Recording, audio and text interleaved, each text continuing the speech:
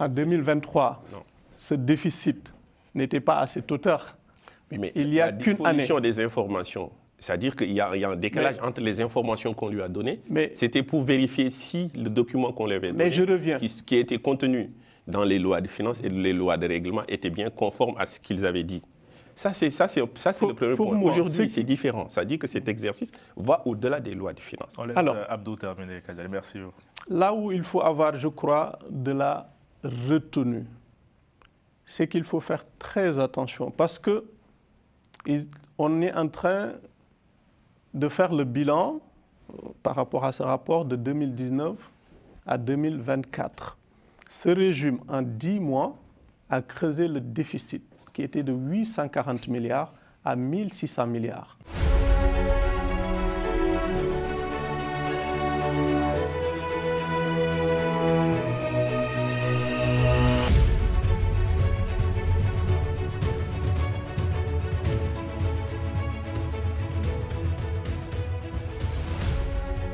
Bonsoir à tous. Macky Sall a-t-il cramé la caisse? Quels sont les grands enseignements du rapport de la Cour des comptes? Pour en parler, je reçois Abdou Fleur, analyste géopolitique. Bonsoir Abdou. Bonsoir Carly. Kajali Noba, membre du PASTEF. Bonsoir Kajali. Bonsoir Carly. Votre fonction, c'est responsable des cadres. Je suis cadre du MONCAP, du mouvement des cadres de PASTEF. Super. Et je suis aussi membre de la commission Finances publiques, économie et planification et responsable de la commission justice. Et bien ça c'est intéressant parce qu'on parle d'économie aujourd'hui. Plus de 18 000 milliards de francs CFA de dette, un déficit qui représente 99,67% du PIB, largement supérieur à ce qui avait été déclaré par le régime sortant, celui de Macky Sall. Comment expliquer un décalage entre les chiffres annoncés par la majorité sortante et le rapport de la Cour des comptes? Un rapport qui, je précise, il débute depuis 2019 jusqu'au 31 mars 2024. Tout à fait. Abdou. Ce qu'il faut commencer par dire, je crois, c'est que ce rapport tant attendu par les Sénégalais a suscité beaucoup de controverses et beaucoup de polémiques. Et ceci peut-être n'est pas anodin. Quand le Premier ministre avait vendu la mèche en disant que vous allez découvrir peut-être des choses pires que ce que l'on croit et que le rapport dit exactement la même chose, certains ont légitimement le droit de se dire que c'est un rapport commandé. Ce n'est pas mon point de vue. Honnêtement, ce n'est pas mon point de vue. Le rapport va plus loin que le dernier chiffre évoqué, annoncé par le Premier ministre, parce qu'il y avait déjà eu un rapport initialement. Ce n'est pas mon point de vue. Cependant, je crois que cette polémique aurait dû être évitée. La Cour des comptes, qui est au niveau de la Cour des comptes, c'est des magistrats aguerris, rompus à la tâche, indépendants. Même si j'ai trouvé une formule quand même que je ne partage peut-être pas, mais qui est assez éloquente, qui dit que la Cour des comptes fait ce que l'exécutif lui demande de faire. Et bon, en amont, c'est plutôt le service du ministère des Finances qui fait ce rapport. Tout ceci n'est pas important. Ce qui est important aujourd'hui, qu'est-ce qu'on fait de ce rapport? Je ne viendrai pas sur la forme, il est juriste. On sait très bien que, bon, il y en a qui parlent de signature de certaines choses qui ne figurent pas dans ce rapport. Tout ceci n'est pas important. Je crois que c'est un rapport authentique, quoi qu'on puisse dire, même si on dit que le vrai rapport, en tout cas signé, a été donné au président. Mais je crois qu'en amont, on aurait dû éviter cette polémique.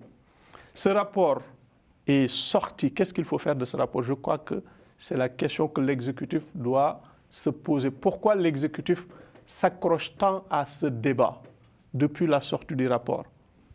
Est-ce que c'est peut-être pour prévenir les Sénégalais de quelque chose? Est-ce que c'est pour les préparer psychologiquement de lendemains difficiles? Et ça, tout le monde le sait, ce n'est pas un secret polichinelle que le Sénégal va probablement vers des lendemains très durs sur le plan économique, sur le plan social. Et je dirais même à tous les niveaux. Aujourd'hui, le Premier ministre doit rencontrer les syndicats parce que le secrétaire du gouvernement aurait dit qu'il y aurait un rebasing salarial, en termes plus simples, qu'on allait vers une réduction des salaires. Oui, on parle d'une politique d'austérité, mais en remettant dans le fond. Mais Abdou, ma question, c'est de savoir comment expliquer un décalage entre les chiffres annoncés par la majorité sortante c'est toute la difficulté. Là où même les économistes ne sont pas d'accord, et même la Cour des comptes, qui serait revenu sur certains de ces chiffres, de ces rapports. Il y a une contradiction sur ce qui figurait, en tout cas dans certains aspects. Les chiffres sont quand même là. Dans certains aspects, la Cour des comptes a quand même certifié les rapports de 2019 à 2023. Et aujourd'hui, on revient sur ces certifications pour beaucoup les remettre en cause. C'est assez problématique. Je ne rentre pas dans certains détails, ce n'est pas mon domaine, honnêtement. Mais ce qui est constant est qu'on aurait dû éviter cette polémique. Et pourquoi ne pas aujourd'hui se focaliser sur l'essentiel? Et je l'ai toujours dit. Je crois que ce régime, sa mission, ce n'est pas de dire pendant 10 mois aux Sénégalais que c'est ce qu'on a trouvé, que tout le mal, c'est l'ancien régime. À un moment aussi, oui, il faut faire le bilan.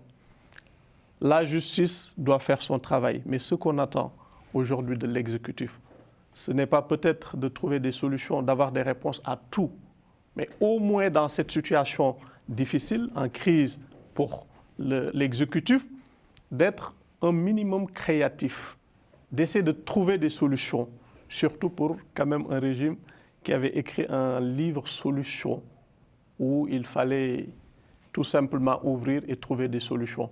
Je crois que le vin est tiré, comme on dit, il faut le boire. Le vin est tiré, c'est-à-dire le rapport est produit.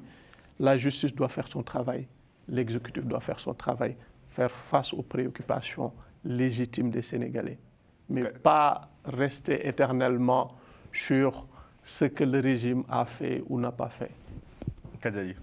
Merci Carlyle. Alors, je constate que cher Abdou, vous lui avez posé la question, il n'a pas répondu, vous avez encore dû lui reposer la question pour qu'il daigne à répondre. Moi, je dirais qu'il faut rappeler que c'est un rapport d'audit.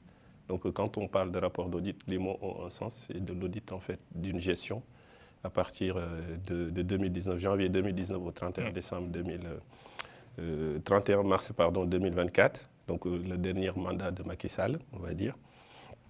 Ce rapport aussi, c'est une obligation, en fait, communautaire, puisque le Sénégal fait partie de l'UEMOA. Donc, il y a en fait une directive qui a été transposée dans la législation sénégalaise qui est à l'origine du Code de transparence publique dans la gestion de la gestion publique, donc qui impose à tout président, quand il arrive dans les 3 mois, de faire un audit de l'ancien du mandat précédent. Donc, Macky Sall aurait dû faire cet exercice lorsqu'il a gagné les élections en 2019. Parce que donc, ça, c'est déjà une violation de la loi flagrante. C'est le premier constat qu'on peut faire.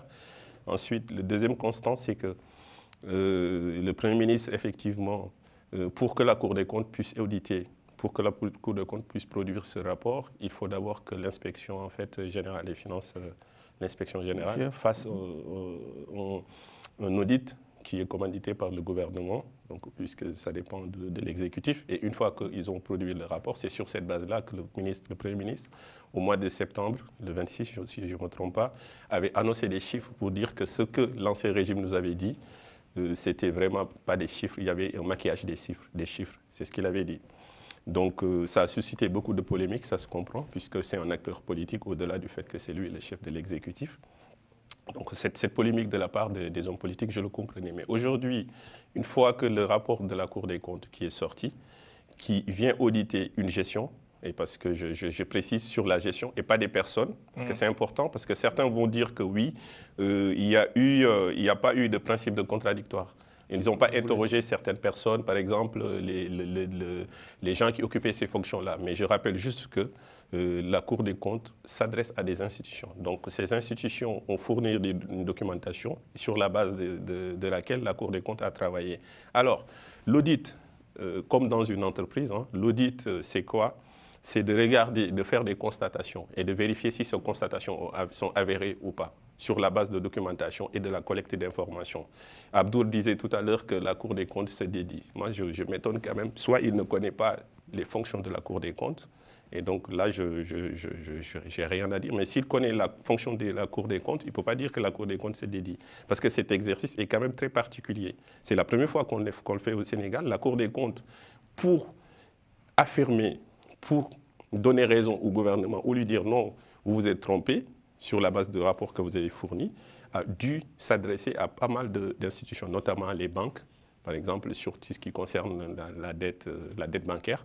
Donc, la Cour des comptes ne se base pas uniquement sur ce que lui donnent en fait les institutions, on va dire le ministère de l'économie, le ministère du budget, des finances. Donc, toutes ces informations ont été recueillies, mais aussi la Cour des comptes a fait des investigations pour confirmer les dires du gouvernement ou pas.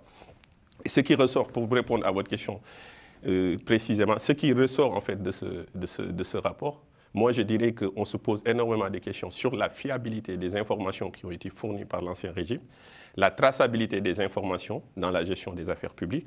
On a eu pas mal de violations des règles de procédure de la comptabilité publique. Il y a de l'argent qui est sorti des comptes publics et on ne sait pas en fait où c'est parti l'argent. Justement, pour compléter, ce qui paraît selon ce rapport, des dépenses autorisées en dehors du circuit du trésor public avec la création des comptes spéciaux, c'est ce que le rapport mentionne. Oui. Il y a aussi des ressources extérieures qui n'étaient pas inscrites dans la loi de finances avec des transactions nébuleuses. Messieurs, on va faire simple. Est-ce que Macky Sall et son administration... Et surtout, je voulais terminer pour dire qu'il y a 2 points qui sont quand même essentiels. C'est-à-dire que la dette aujourd'hui, qu'on annonçait, que le Premier ministre disait que l'ancien régime, au 31 décembre, ils avaient dit que c'était à 70%. Là, on frôle quasiment les 100%. Voilà, là, on frôle les 100%. Ouais. Il y a aussi le déficit qui est aujourd'hui à 12%. Donc, vous vous rendez compte que ça veut dire que l'information qu'on a communiquée à nos partenaires financiers, c'était une fausse information. Et ce que vous dites, Kadzali, pour vous compléter, est-ce qu'aujourd'hui, on peut dire que Macky Sall et son administration se sont rendus coupables de détournement de fonds publics? Pas du tout. Non, mais attends. On ne peut pas dire que c'est...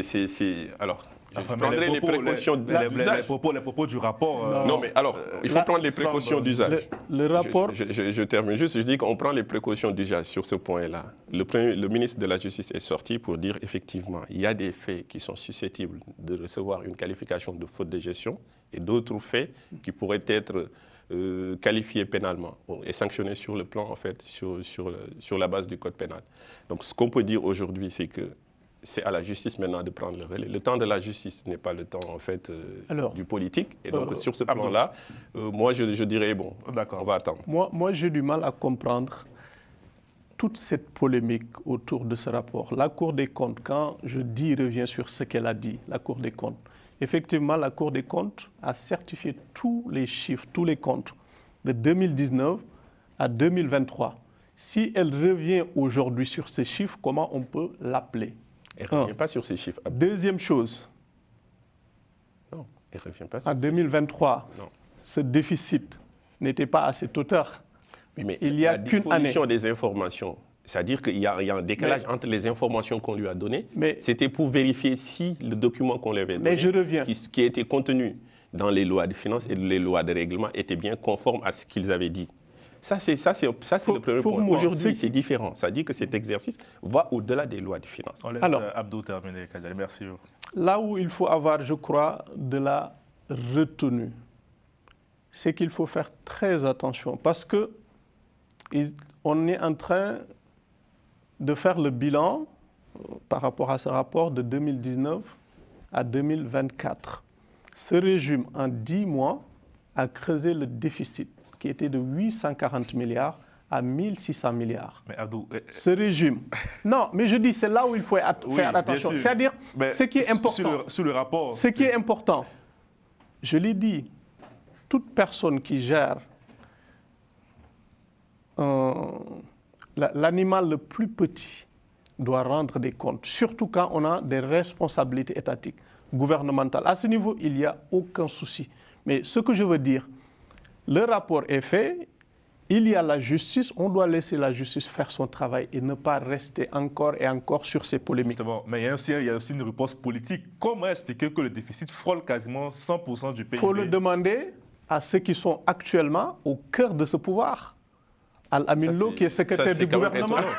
J'en viens pourquoi qui était le directeur de la programmation. Oui, mais le directeur, c'est ne pas connaître les fonctions du directeur de la programmation. Le directeur de la programmation n'a jamais été en cause dans le rapport. C'est le directeur, directeur de la dépense publique. Je ne veux pas mettre l'accent. Le directeur du budget. Je ne veux pas mettre l'accent sur des personnes. Oui, mais là, c'est ce que vous faites. L'ancien ministre avait remercié publiquement l'actuel ministre en disant qu'il a un bon directeur de la programmation qui fait le job. Oui. Al-Amin Lo, c'était qui? L'actuel secrétaire du gouvernement. C'était lui qui représentait le Sénégal au niveau de la Banque centrale. Oui, mais c'est pas lui qui... Mais... Non, ce que je veux dire, au-delà de ces personnes, moi, je vous laisse terminer. On a une administration. Et c'est là où moi je dis qu'il faut avoir de la retenue. Parce que mettre en cause certaines choses, c'est mettre en cause toute l'administration, toute cette chaîne, et même la crédibilité de ces magistrats aujourd'hui qui sont au niveau de la Cour des comptes. Il faut faire le diagnostic, il n'y a aucun problème. C'est vous qui remettez la crédibilité des magistrats. Hein. C'est vous qui remettez en cause la crédibilité des magistrats. Vous, personnellement, là, je trouve. Non, et les membres aussi de la mouvance. Moi, je m'interroge sur comment la Cour des comptes peut certifier des comptes et revenir sur ça. Moi, je crois. Et je le dis, je reste à cheval. Ils ont subi des pressions. Attention, il faut clarifier, Abdou. Est-ce qu'ils ont subi des pressions? Certains ont dit, je ne peux pas l'affirmer. Et moi, par nature, je n'affirme jamais ce que je ne crois pas. Mais j'ai dit, beaucoup ont pensé que c'était une commande politique. Et j'ai dit que je ne partageais pas ce point de vue. Mais pourquoi ils l'ont dit? Ils ont raison de le dire quand le Premier ministre sort. C'est une question très simple pour nos téléspectateurs, monsieur. Je peux rapporter des choses qui se disent, qui peuvent se comprendre, qui peuvent être partagées pour certains et pas pour d'autres. Si j'avais vraiment envie de les partager aussi, je les partage. J'ai dit quand le Premier ministre sort et nous dit... On parlera de la gestion du Premier ministre là. Il y a peut-être des choses à dire surtout. Vous allez découvrir des choses beaucoup plus graves. Oui, mais moi j'ai une question, avant qu'on passe du futur. Est-ce qu'il n'y a pas une faute politique de l'ancien régime? Je pense que c'est la question qui, au-delà même de l'aspect judiciaire, c'est une évidence. Ils ne sont pas rendus responsables aujourd'hui. Moi j'aurais aimé. Non, mais je dirais que ils ont menti aux Sénégalais, c'est ça la question. S'il vous plaît, je viens sur un principe. Je dirais que... Attends, s'il te plaît. Je laisse Abdou terminer. Tout à l'heure, tu as parlé du principe du contradictoire. Non, mais il faut répondre à la question. On n'audite pas, mais je fais ce parallèle pour répondre à cette question. Parce que quand on veut parler de faute, il faut d'abord établir les responsabilités. Que nous dit le rapport de la Cour des comptes? Il y a des manquements. Des irrégularités. C'est évident. Il y a des irrégularités. Les deux termes figurent dans ce rapport. Oui. Mais pourquoi il n'a pas, la Cour des comptes, auditer, donner la parole aux tenants du pouvoir, à l'ancien ministre de l'économie, au ministre indexé, vous ne savez pas comment ça fonctionne en fait. Si vous dites ça, c'est un jugement de valeur. Non, ce n'est pas un jugement de valeur, c'est les textes qui le régissent. Ce n'est pas un jugement de valeur. Non, que quand vous dites par exemple, tu me reproches des choses. Non. Et que tu ne me donnes pas on sort du rôle de la Cour des comptes là ou pas, Abdou? Comment? On sort du rôle de la Cour des comptes si on part questionner... Non, d'habitude, la Cour des comptes... On regarde ce qui est là d'abord et après, maintenant, on remet au... Non, quand tu reproches à quelqu'un, d'habitude, c'est comme ça que ça fonctionne. Non, la Cour des comptes, pour faire son rapport, avant de publier le rapport, on vient voir ta gestion. On a trouvé que ça, ce n'est pas normal. Ça, on ne l'a pas compris. La Cour des comptes vous donne la latitude de clarifier, de donner des réponses. Et sur cette base, maintenant, il va faire son rapport. Mais ça n'a pas été le cas. Et ça, je crois que c'est tellement évident. On parle de l'après. Parce qu'il a parlé énormément de... Vous aurez la parole sur... Je pense qu'on aurait pu se mettre d'accord sur un sujet quand même. C'est-à-dire que là, c'est des chiffres. Donc, quand le Premier ministre est sorti, on lui reprochait d'être un acteur politique. Là, c'est une institution. La Cour des comptes fait partie du pouvoir judiciaire. Et donc, ce que je trouve extrêmement grave, mais ça ne m'étonne pas d'ailleurs, c'est parce que c'est les vieilles habitudes. Quand on n'est pas d'accord, on jette le discrédit sur une institution de la République. Personne n'oserait douter de la crédibilité des magistrats de la Cour des comptes. Moi, je ne pense même pas. En tout cas, ce n'est pas mon cas. Alors, honnêtement, oui, mais laissez-moi terminer juste. Je crois au Sénégal, je crois à la justice, je crois à ces magistrats. Mais je dirais que vous affirmez une chose et tout votre développement va à l'encontre de ce que vous dites. C'est-à-dire parce que quand vous nous dites que oui, la Cour des comptes, un exemple, quand la Cour des comptes, parce que vous doutez du rapport, parce que la Cour des comptes n'a pas donné la parole en fait aux personnes qui seraient visées dans le rapport. Mais personne n'est visé dans le rapport. Dans le rapport, on vise des fonctions. Je vous le rappelle. Les fonctions sont occupées par des personnes physiques. On n'est pas à ce stade-là. C'est pourquoi je vous dis que vous faites une confusion en réalité. Parce que le niveau... Laissez-moi terminer. Si j'ai été ministre... Vous pouvez me laisser quand même. Oui, mais il y a des choses... Je suis désolé. Abdou Aziz Kazali. Mais je disais qu'en fait, la Cour des comptes ne vise pas des personnes à ce stade.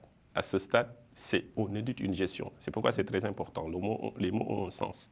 Et quand on audite une gestion, on s'adresse en fait à la fonction. Aujourd'hui, ceux qui ont donné les informations, c'est les actuels en fait, fonctionnaires qui sont au niveau du ministère des Finances et du Budget, qui ont donné les informations qui sont à leur disposition. Et donc maintenant, s'il s'avère qu'il y a des fautes qui relèvent d'une responsabilité pénale, la responsabilité pénale, c'est une responsabilité personnelle. Et à ce niveau-là, en ce moment-là, qu'on va interroger peut-être les personnes qui occupent. C'est bien avant. Non, c'est les personnes. On ne peut pas rester l'autre sujet. C'est pendant l'audit qu'on donne la parole aux gens en vertu du principe du contradictoire, pour éclairer, clarifier certaines choses. Et je après, pense que ce soit le rôle de la Cour des comptes de faire ça. Le volet pénal. Merci beaucoup. Ce n'est pas le rôle de la Cour des comptes. Non, je ne parle pas. Non, le rôle de la Cour des comptes. On vous pose une question sur le rapport, vous parlez de la Cour des comptes. S'il vous plaît, moi j'aimerais qu'on parle un peu de la suite. Le rapport est fait par la Cour des comptes. Oui, mais le déficit est là. Aujourd'hui, on peut parler que ce soit une question de personne. Le déficit est là, il faut régler la question. Comme vous avez dit, Abdou, vous avez totalement raison. On n'est pas là que pour faire de la polémique, on est là aussi pour proposer des solutions.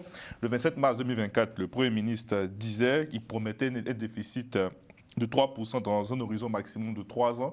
Kadjali, vous qui êtes fiscaliste, qui connaissez un peu le sujet, est-ce réalisable aujourd'hui quand on voit un tel niveau de déficit, 3% du déficit, une réduction de 3% dans 3 ans, c'est réalisable aujourd'hui?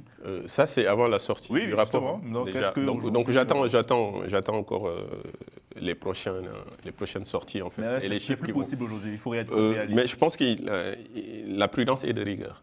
Parce que moi, je dirais que aujourd'hui, les chiffres que nous avons aujourd'hui, ce n'est même pas l'exhaustivité de la situation. Parce que si on se rappelle bien, ce qui est audité, c'est le budget.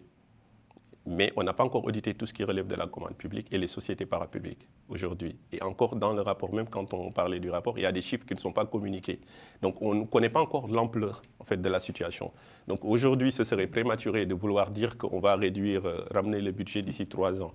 Donc c'est énorme. Mais ce que je veux dire, c'est qu'il y a quand même des marges de manœuvre. Le Premier ministre l'a dit lors de la séance de réponse aux questions du gouvernement. Ce qu'il faut dire déjà, c'est que de manière globale, il y a 2 leviers.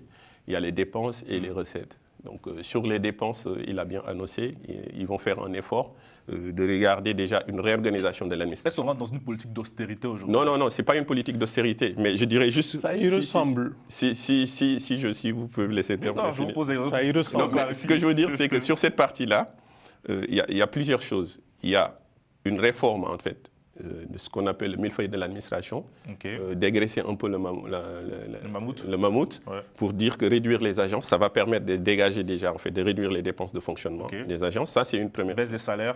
Baisse des salaires. Alors, baisse des salaires, il a dit tout à l'heure, mais ce qu'il dit, c'est pas exactement ça, en fait. C'est que baisse des salaires, on est en train de dire, en fait, aux syndicats, les engagements qui ont été pris par l'ancien régime, déjà, dans un premier temps, il faut geler, en fait.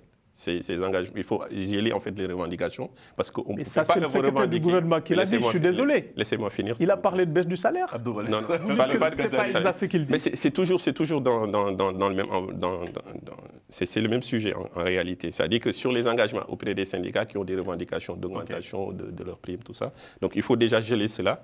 Ensuite, sur les salaires dont on parle en tant que tel. Donc, on ne parle pas de réduction des salaires de la fonction publique, mais on dit plutôt les revendications, on va les geler.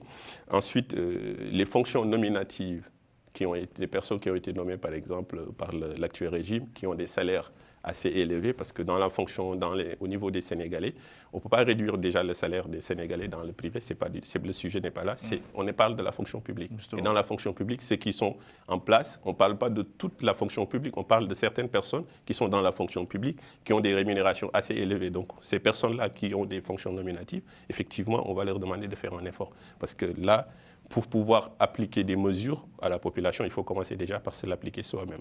Donc le Premier ministre avait déjà commencé en faisant une sorte de réorganisation, par exemple, pour tout ce qui touchait la commande publique, en centralisant certains services. C'est bon, je confirme ces propos. Donc ça, c'est des mesures, en fait, qui peuvent être a priori anodines, mais qui ont un sens sur la longue durée. Sur la durée, ça permet quand même de faire des économies. Ça, c'est le premier point. Le deuxième point, c'est... Le deuxième point aussi... Non, mais je voulais bien, parce qu'il a beaucoup parlé sur la première partie. Donc le deuxième point, c'est important. Le deuxième point, c'est plutôt sur les dépenses fiscales. Parce que si vous constatez dans le rapport, Quand on se rappelle, le Premier ministre, quand il était député, il attaquait l'ancien régime en disant qu'au lieu d'aller emprunter de l'argent, faites des efforts sur les dépenses fiscales.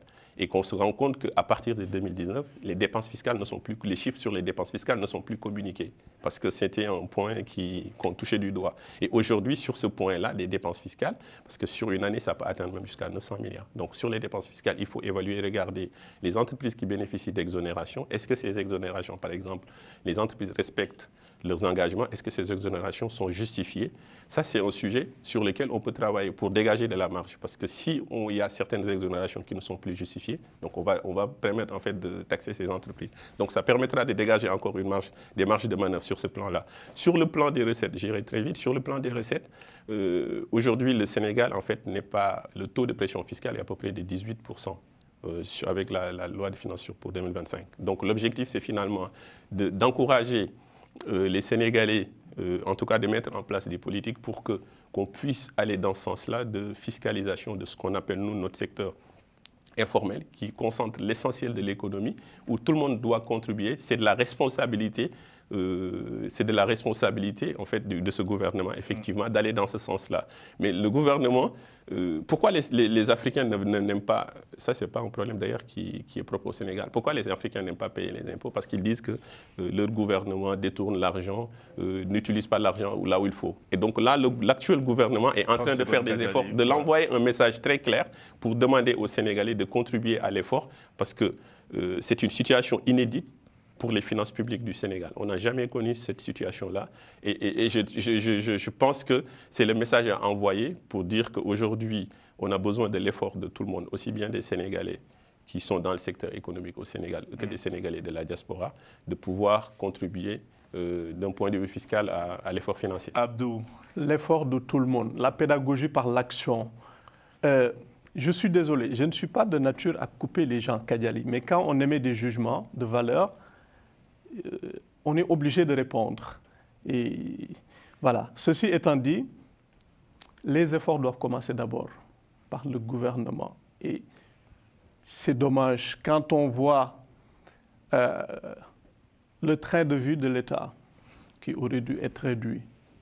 Tout le monde aurait dit... C'est franchement donner des leçons, alors que vous avez fait passer les dépenses des salaires de 700 milliards à 1400, 1300 milliards. Alors... C'est quand même... C'est vous qui avez mis le pays dans cette situation.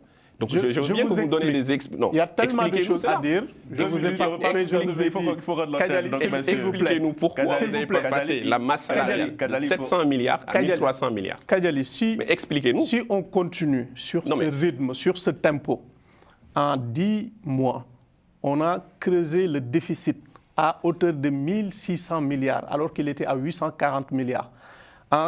Mais vous savez, le déficit, ça permet de faire quoi? Vous comprenez pourquoi on a emprunté? Non, mais je veux dire, vous comprenez pourquoi? Ils ont emprunté presque 4500 milliards. Mais dans les 4 000... Et les projections de 2025, c'est exactement le même montant. Mais dans les 4 000 milliards, une partie permet de rembourser la dette qui a été contractée, de payer les corruptions et l'intérêt de la dette. Deuxième chose. Donc ça veut dire que vous ne comprenez pas pourquoi vous clôturez. Non, mais ce qu'il dit là, il dit quand même... Non, mais là, je dois quand même insister sur une chose. Pourtant, j'avais énormément de choses à dire sur ce que vous étiez en train de dire. Mais moi, j'ai énormément de choses à dire sur ce que vous dites là. De continuer. Le déficit... La dette... S'il vous plaît.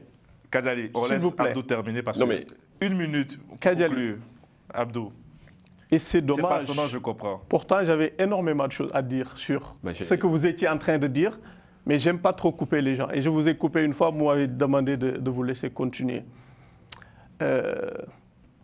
Il y a de la pudeur dans les mots, mais ce qu'ils disent, si on le traduit littéralement, on va vers de l'austérité. C'est ça la vérité. On va vers la levée des subventions sur l'électricité, sur l'eau. Sur votre vérité. Mais wait and see, ajoutez à cela, je l'ai dit tantôt. Juste pour finir. Mais moi, je suis président de la République aujourd'hui. Ce que je vais faire, le premier, les agents sont budgétivores. Quand on veut rationaliser, il faut les supprimer. Vous ne pouvez pas parler comme si vous n'avez jamais eu le pouvoir. Ça, c'est bon. Mais ça, si on a été élu parce qu'on pense que les autres n'ont pas bien fait et qu'à chaque fois on retourne en arrière, on fait une comparaison. Non, où va le Sénégal? Où va le Sénégal? Je suis désolé, vous avez été élu sur la base d'un livre solution. Donc vous avez toutes les solutions clés en main. Non, je ne peux plus laisser le mot de la fin. On ne peut pas éternellement retourner en arrière. Mais ça demande aujourd'hui la situation dans laquelle se trouve le pays. Il faut trouver des solutions pour réduire le déficit. On aura des émissions pour travailler sur les pistes que vous avez évoquées durant cette émission. En tout cas, merci à tous les deux. Je sais que c'est un sujet qui vous passionne. Et on y reviendra très bientôt. Merci à Romain Clicquot de Main à la réalisation. Portez-vous bien et à demain.